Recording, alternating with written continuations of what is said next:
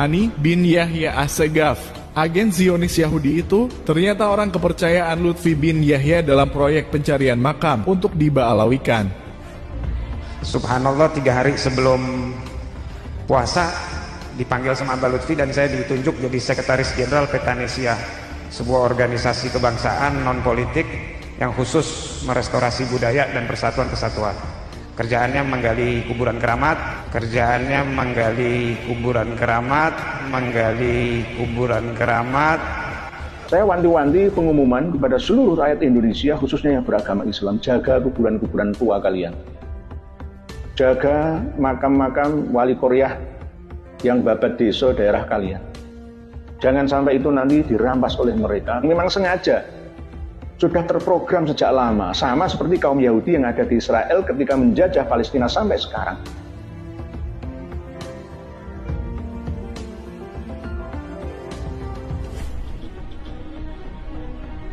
Di tengah keterkejutan dunia atas kekuatan rakyat Palestina yang berhasil membombardir kaum Zionis Israel yang selama ini menjajah mereka, kita yang di Indonesia pun dikejutkan dengan terbongkarnya sosok agen Yahudi Israel, Hani bin Yahya, seorang yang pernah tercatat sebagai pemilik arena judi sekaligus pengelolanya, yang saat ini diulamakan oleh sebagian umat Islam bangsa Indonesia.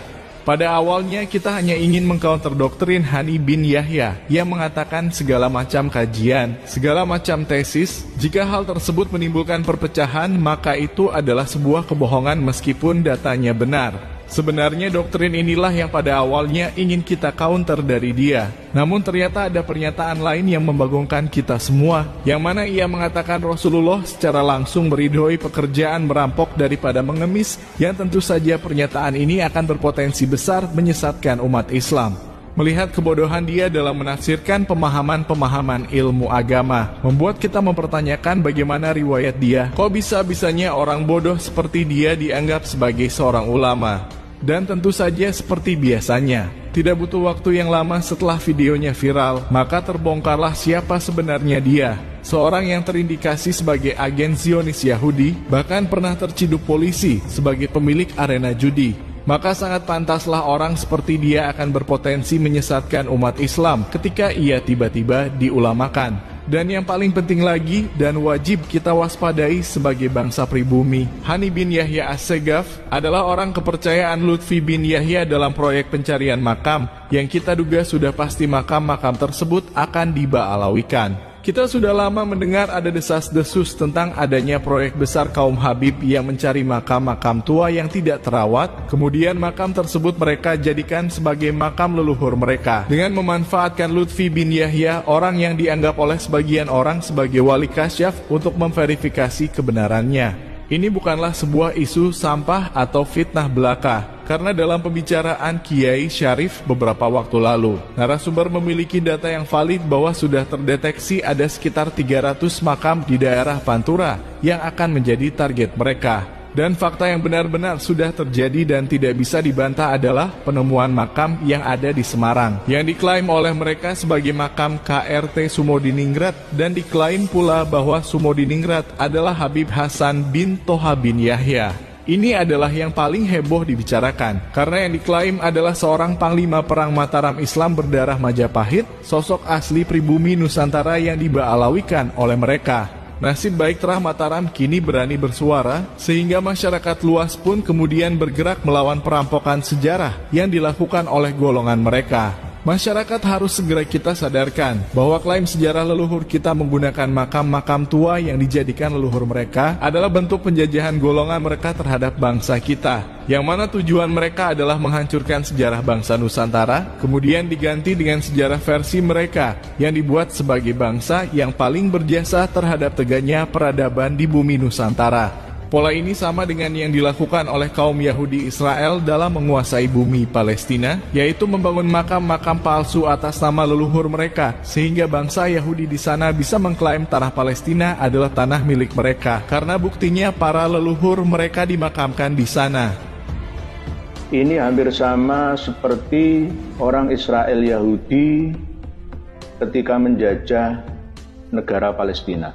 Di kota tua Yerusalem, bahkan dekat dengan Masjidil Aqsa, sebelah timur atau depannya itu ada 500 makam palsu yang dibangun oleh para penyusup orang-orang Yahudi Israel dengan nama-nama leluhur mereka. Jika dihitung secara keseluruhan di kota tua Yerusalem tepi barat, Palestina itu ribuan makam-makam buatan palsu nenek moyang mereka para Yahudi Israel. Dengan tujuan apa? Untuk mengkaburkan sejarah bahwa yang berhak mewarisi tanah di Yerusalem Raya itu adalah mereka. Inilah yang menjadi sebuah PR bagi kita semua untuk meluruskan kembali dari efek-efek negatif klaim-klaim itu untuk bangsa kita. Karena Kiai Mujahidin sebuah klaim terhadap sejarah, apalagi sejarah yang sudah mapan dari keluarga Nusantara, misalnya kuburan yang diklaim namanya dengan nama-nama tertentu yang bukan dari Nusantara, itu akan berimplikasi terhadap kesejarahan masa yang akan datang, di mana nanti akan terkaburkan antara sejarah yang sesungguhnya dengan sejarah yang terbentuk mulai hari ini yang kemudian akan diyakini kebenarannya pada masa yang akan datang.